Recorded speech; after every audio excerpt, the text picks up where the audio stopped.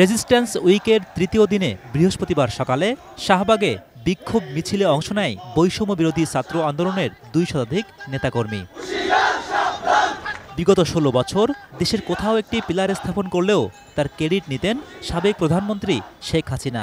আর তাই ছাত্র জনতার অভ্যুত্থানে নিহতদের দায়ও তাকেই বহন করতে হবে, মন্তব্য সংগঠনের অন্যতম সমন্বয়ক সার্জিস আলমের। এই যে বিগত ১.৫ মাসে বাংলাদেশে যতগুলো হত্যা হয়েছে, বাংলাদেশে যতগুলো খুন হয়েছে, সেগুলোর হুকুম আসলে কোথা থেকে এসেছে আমরা জানি। এই প্রত্যেকটি হুকুম বাংলাদেশের যত বাহিনী ছিল, পুলিশ থেকে শুরু করে যাদেরকে এই হুকুমটি দেওয়া হয়েছে, সেগুলো ওই খুনি হাসিনার কাছে থেকে এসেছে। তাই আমাদের জায়গা থেকে স্পষ্ট কথাটি হচ্ছে যে আমরা ওই খুনি হাসিনার বিচার চাই। ৫ আগস্ট আওয়ামী লীগ সরকারের পতনের মাধ্যমে রাজনীতিতেও পরাজিত হয়েছেন দলটির নেতাকর্মীরা। আর তাই প্রতি বিপ্লবের নামে কোনো সহিংসতা ছাত্র সমাজ মেনে নেবে না বলে দাবি আরেক সমন্বয়ক হাসনাত আব্দুল্লাহর।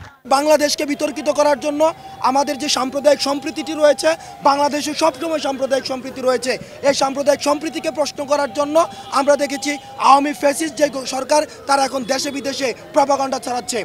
বাংলাদেশের নির্বাচনে ভারত সরকারের সহযোগিতা চেয়ে সজীব ওয়াজেদ জয় দেশদ্রোহী আচরণ করেছেন বলেও অভিযোগ তাদের। উনি মোদিকে রিকোয়েস্ট করছে যে যেন দ্রুততম সময়ের জন্য নির্বাচনের ব্যবস্থা করেন।